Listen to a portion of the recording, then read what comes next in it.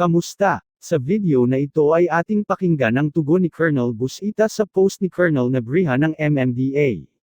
Ito ay patungkol sa isyu kamakailan lamang sa panghuhuli ng MMDA sa isang rider na may angkas na nakatsinelas.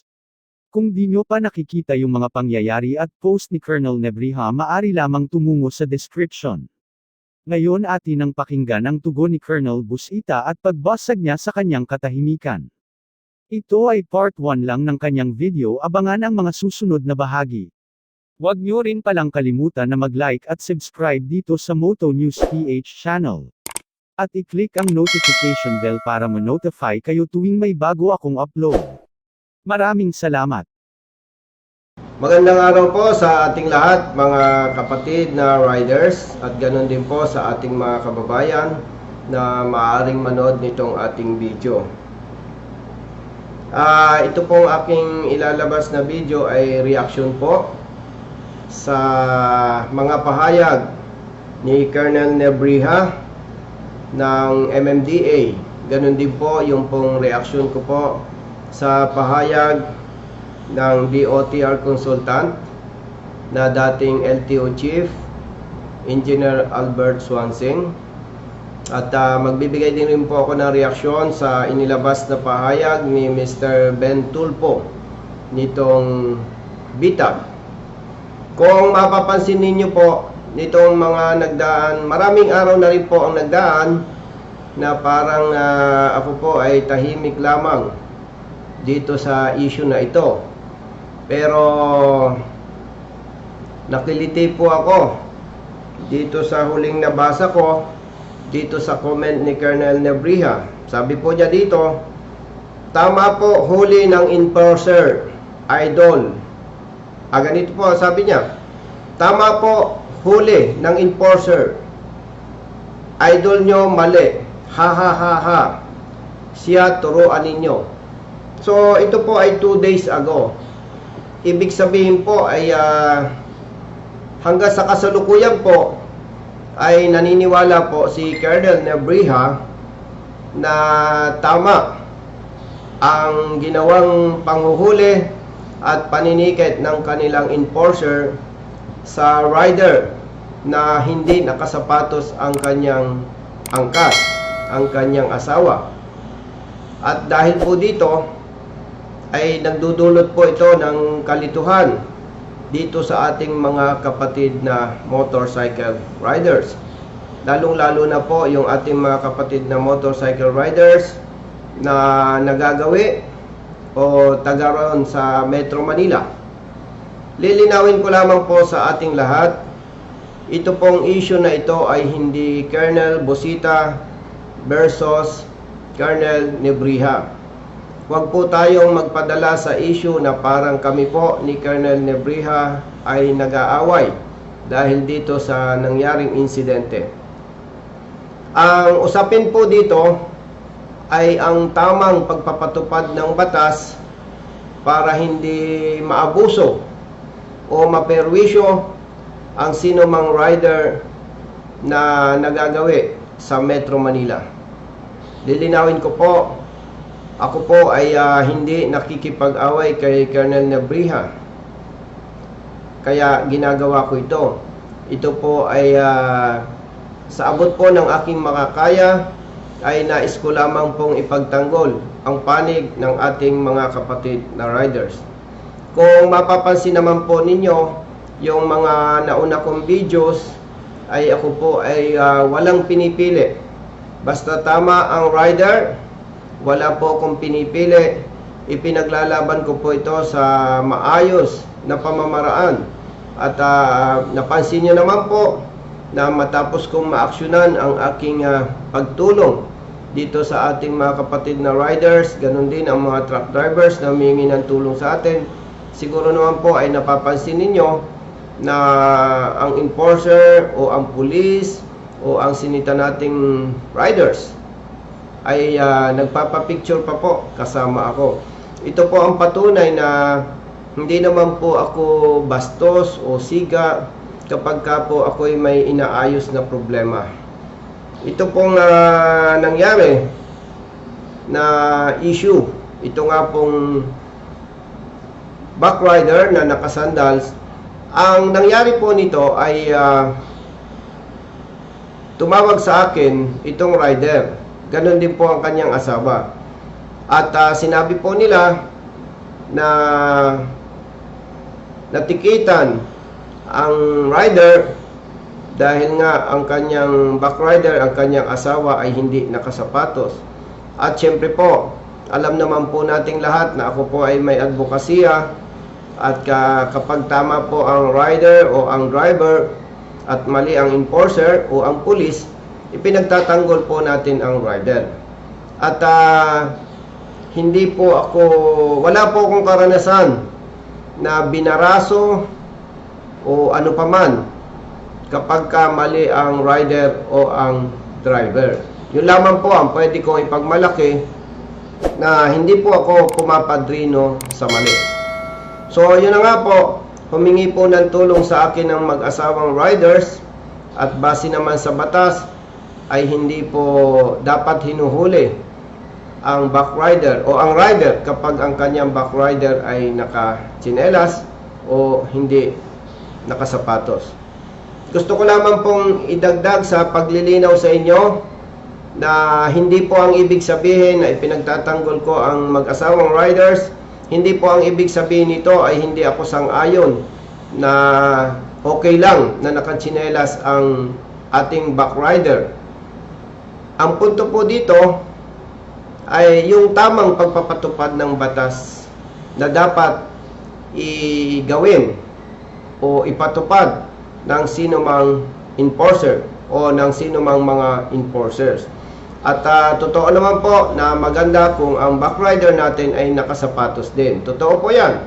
Pero hindi po natin pwedeng hulihin, tikitan at panagutin ang backrider o ang rider kapag ang kanyang angkas ay nakatsinelas o hindi nakasapatos.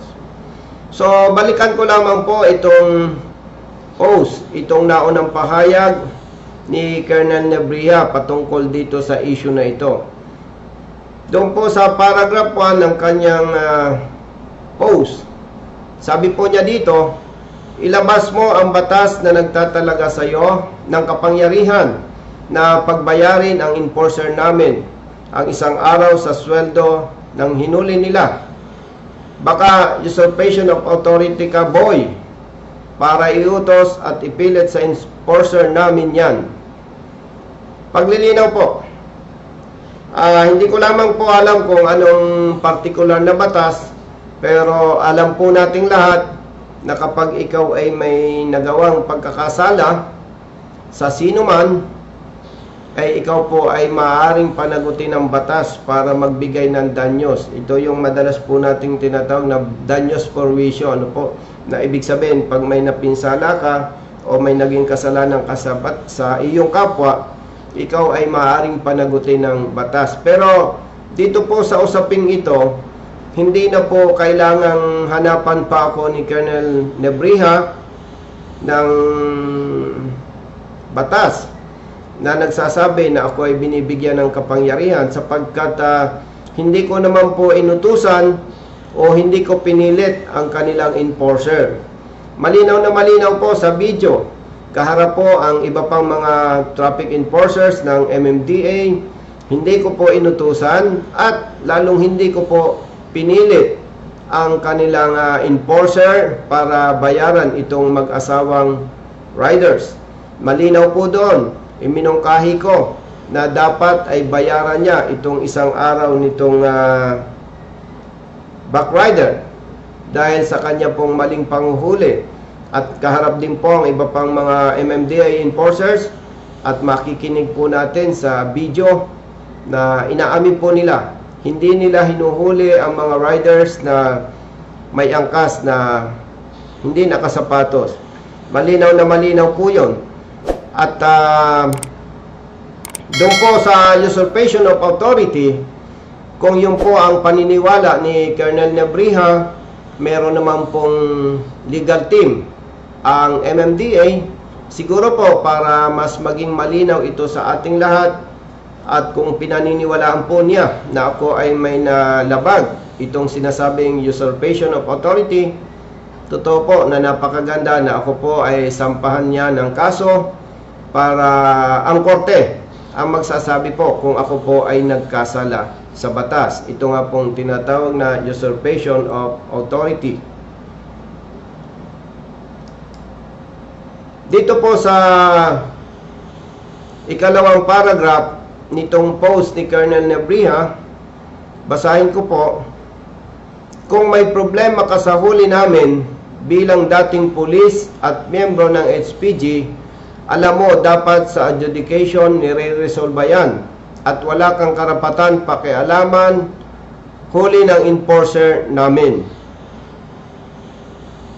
Kung ako po ang tinutukoy niya, kung may problema sa huli ng kanilang enforcer, definitely wala po akong problema dahil hindi po ako sangkot dito. Ang may problema po ay itong mag-asawang riders. Kaya nga po nang tumawag sa akin ay agad-agad ko itong inaksyonan. So wala po akong problema dito sa huli ng MMDA. Wala po akong problema. At sabi po niya dito, wala daw akong karapatang pakialaman ang huli ng enforcer nila. Tama po yun. Wala po akong pakialam. Wala akong authority. Wala ako sa posisyon. Hindi ko po pinakialaman ang trabaho ng kanilang enforcer. Ipinagtanggol ko lamang po ang mag-asawang riders dahil sigurado po ako mali po ang ginagawa ng kanilang enforcer na pagpapatupad dito sa ating usapin ngayon. Yung pong sinabi niya na alam ko naman na dapat idaan sa adjudication board kapag ka may reklamo ang driver o ang rider. Totoo naman po yun. Pero dahil po sa kasalukuyang sistema na umiiral sa ahensya ng MMDA, ganun din po sa ibang mga lokal na pamahalaan, ay hindi po ako pabor doon. Ano pong ibig ko sabihin hindi pabor? Kapag ka po tumawag sa akin ang rider o ang driver at nakita ko na may mali sa pagpapatupad ng batas, agad-agad ko na po itong hinaharang.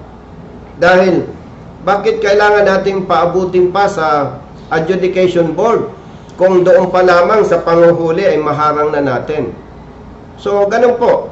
At ako naman po ay walang natatanda pinagtanggol na tama ang pulis o ang enforcer. Ang pinagtatanggol ko po kapag nakikita ko po na alinsunod sa batas ay tama ang panig ng driver o ng rider. Doon po. At yung pong nabanggit niya na due process, ay alam niyo po, napakagandang pakinggan.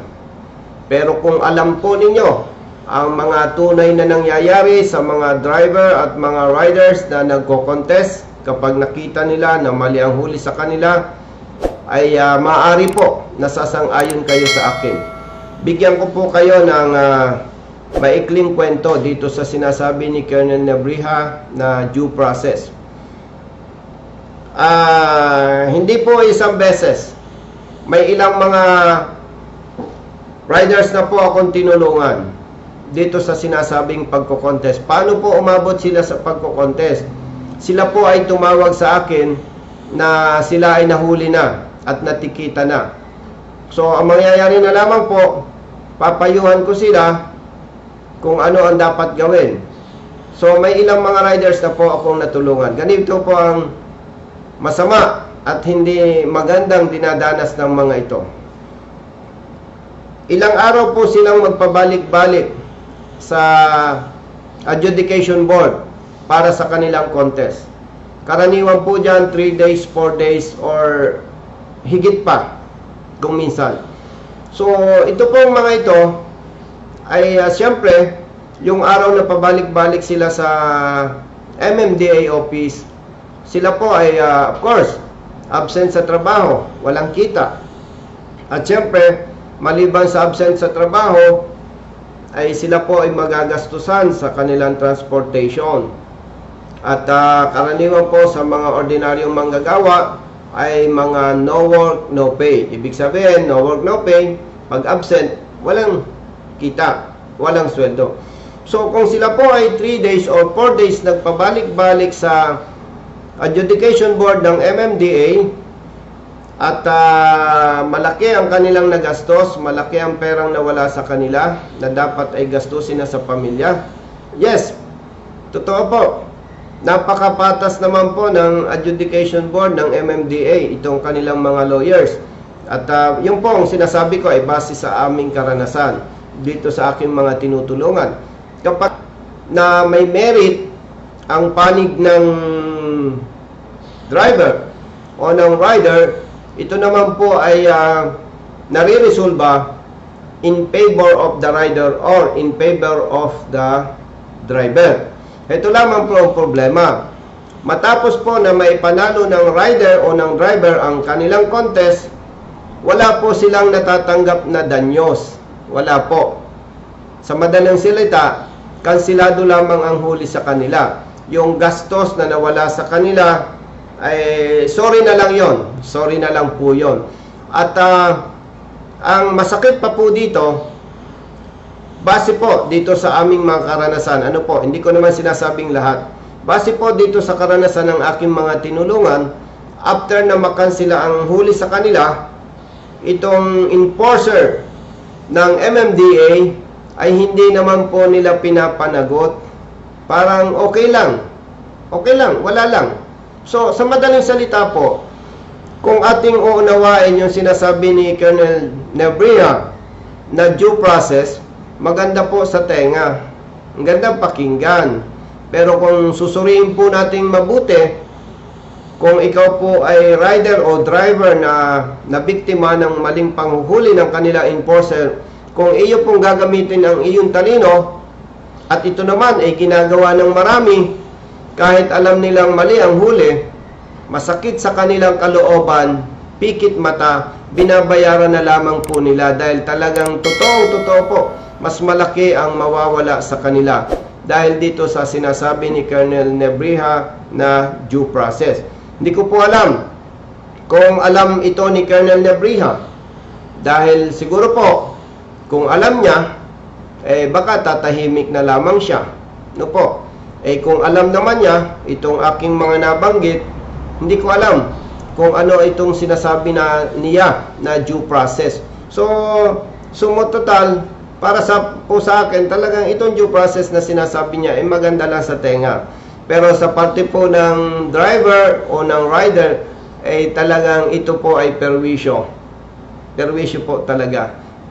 Kahit manalo sa contest, kung ating susuriing mabuti, overall, talo pa rin po ang driver o ang rider kahit na ang mga ito ay nasa katwiran. At ang nagkamali namang enforcer ng MMDA ay hindi po nila pinapanagot. Siguro po, maaaring pasinungalingan ito ni Colonel Nebria at syempre, siya naman po ay opisyal at responsible public servant.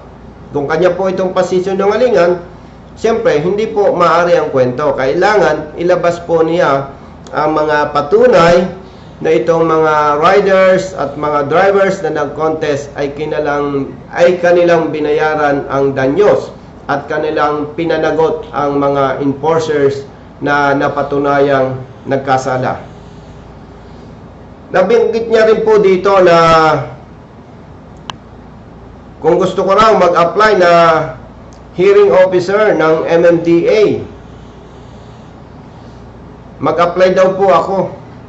Ay alam niyo po, hindi naman ako nagyayabang.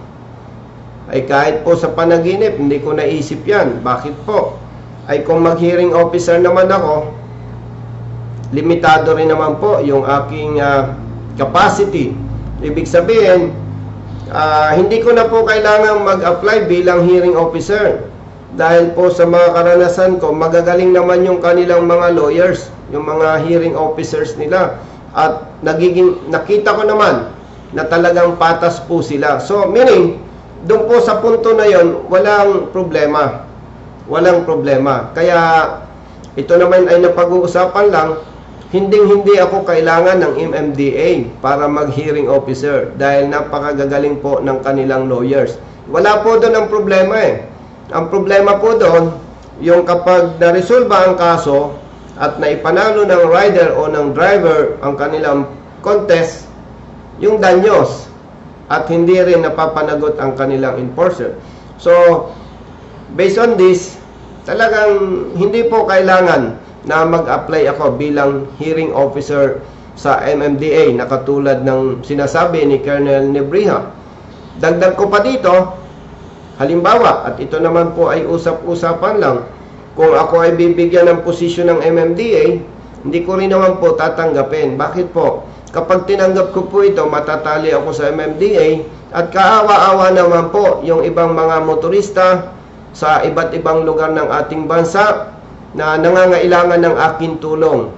For the information of everyone, ako po ay nakakatanggap ng calls minu-minuto, araw-araw, 24/7. Ang totoo po niyan, mas marami po ang hindi ko po natutugunan at mas marami po ang hindi ko natutulungan.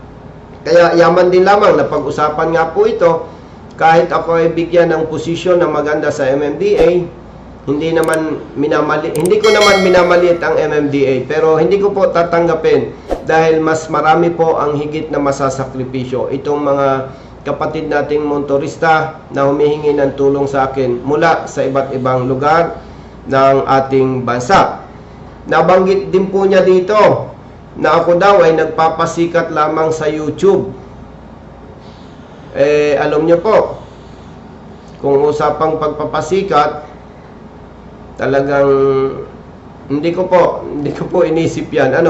Siguro po ay spekulasyon lang yan ni Colonel Nebriha dahil ang totoo naman ay aminin natin ang totoo dahil po dito sa aking advokasya ay kinilala po ito ng ating mga kababayan at na-appreciate po nila ito. Kaya wala po akong intention magpasikat sa YouTube. Nabanggit niya po dito, marami ka bang views? Malaki na ba ang kita? Ganito po. Sa usapang kita, si Colonel Nebriha po ay Colonel, opisyal.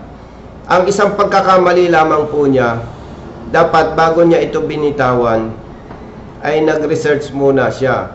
O kaya, meron naman siyang magagaling na staff, dapat ipinasilip niya yung aking YouTube channel. Ganito po yan.